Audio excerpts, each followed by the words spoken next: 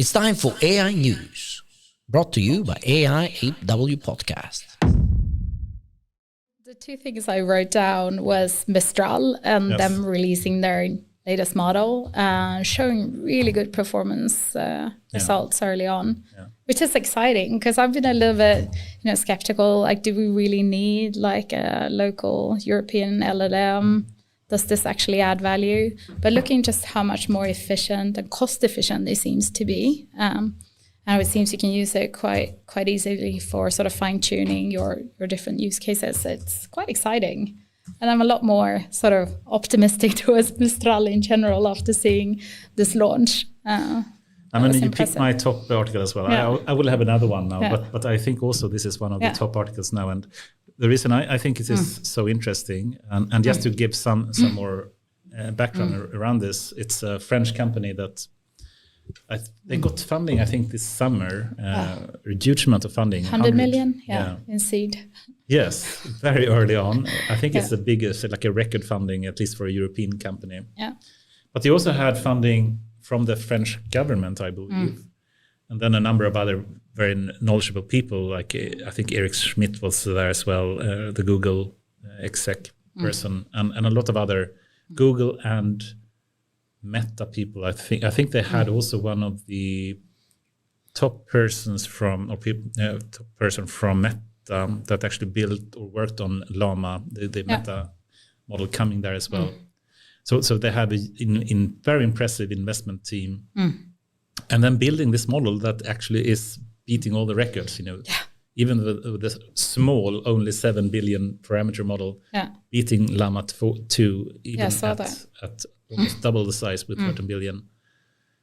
But I think what's extra fun about this, not only that it's also open, open for everyone to use, but it's actually a European one. And it's not an American company. Yeah. And what excites you about the European angle? Because we haven't seen one before. Yeah. Okay. Right? I am so lacking. Does that matter? And missing. Yeah. Yes, I think so. Very much.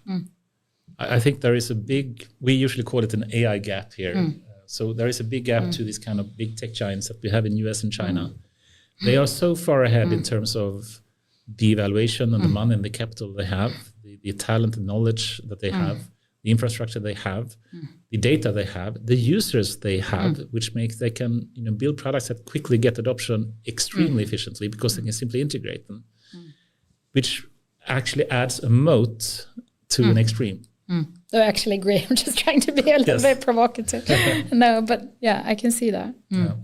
So I'm really happy to see a European, and not one that is bought up by a tech giant. Like DeepMind was European, but then it was bought up by Google. Exactly.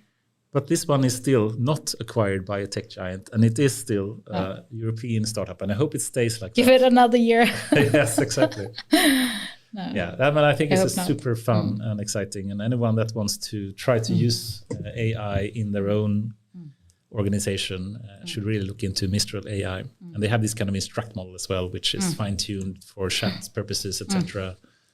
Super cool. What are some of the use cases or applications where you think their model will be especially good? Yeah, I think many cases, but like summarization apparently was one that was surprisingly good, if I recall correctly. But then with the instruct version of the model, that means basically it's basically aligned with human values, with reinforcement and human feedback. So it can be used for whatever kind of chatbot experience you want to have. But then if you simply want to have it from a knowledge retrieval point of view and say, I have all this data in my internal company. I now want to have a way to just find that information quickly. This one is actually one of the best ones today that can do that without sending the data to OpenAI, Microsoft, or Google. So it seems surprisingly efficient. And that should be a really important USP, like being able to keep the data in Europe. Yes, yes, and also for a lot of companies, they have a lot of high security demands, and if you go to the medical sector or whatnot, you can send the data over to an American company, and you need to keep it safe and secure, and then you have to resort to these models. So having something that is open source in this way we'll see what their business model will be. I guess they will add some kind of. Do you have any Because now thoughts? it's free, right? Yes. The first one. I haven't really seen what the business model should be or is. Have you heard anything about that?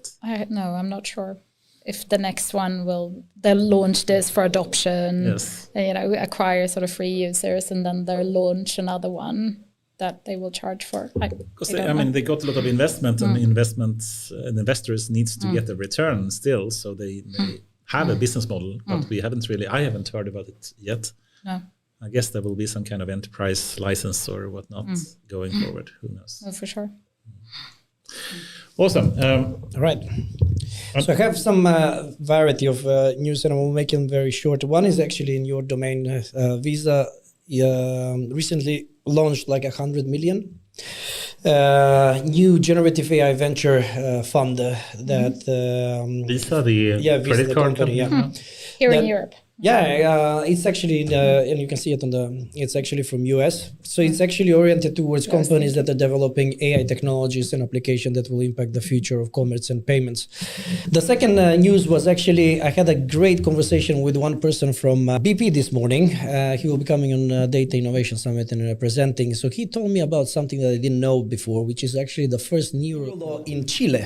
So Chile is the BP, first... like the British Petroleum? Yeah, they have like an awesome guy who is working with ethics, I'm super happy. But Chile is the first country actually to become to legislate the neural technologies and include brain rights in its constitution, which means that technologies basically will need to respect the sovereignty of a person, physical sovereignty, their brain, and everything else. So Neuralink will work in Chile. Exactly like that. So I think it's very, very, and it's amongst the first one. And the discussion that we had with this gentleman today, it was mind blowing. It opened up my eyes so much because I thought that we are not there, but obviously there is already things that are happening so much within this area. Neurocomputing, neuro AI, etc. that I thought that it was worth to mention. On a positive note, the CEO of JP Morgan Chase, which is Jamie Dimon, announced that basically the entire organization will be utilizing AI. They have identified 300 use cases internally, and he believes that the future of work is going to be less than around 3.5 days. So he's predicting that in short, people will have what they want right now, and that is a bigger and longer weekend. So I think that was cool. Back to the AI Act. There is still struggle there. Obviously, the European countries, some of them, including France, are now fighting the legislation, especially the part for biometric surveillance. And asking actually for some cases to be excused, including basically usage in for national security and military purposes. So we all know where this is going to go, right? And that would be my news. Yeah, awesome. Good ones. I actually had a news that I wasn't able to speak about, but so I add it now, if that's okay. Yes, please. So actually Microsoft did a big launch. This is actually kind of old. It's like more than 1 week, so it's a bit old. But Microsoft released something that they hadn't really spoken about at all, and I think it's a really big thing. It's called AutoGen. And this is I haven't seen any press release or anything. And they had a big conference recently, and they didn't even mention this. And AutoGen basically is an open source framework for being able to have agents speaking to each other. Yeah. I saw this. Yeah, I saw it. This is super exciting. It is exciting. And basically you can have one agent that is producing code, another that is evaluating the code or thinking from a security point of view, is this correct to do so?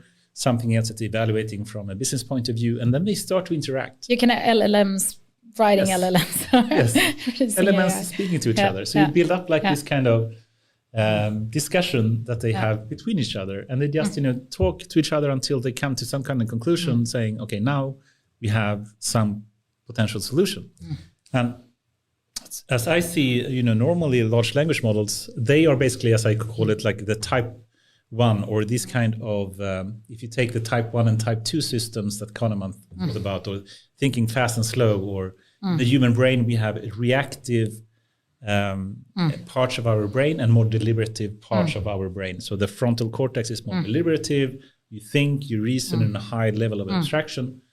But then if you have your eyes or whatnot, they are reactive. You don't really consciously think even what you do. And that is really what I think the large language model, even ChatGPT, is like.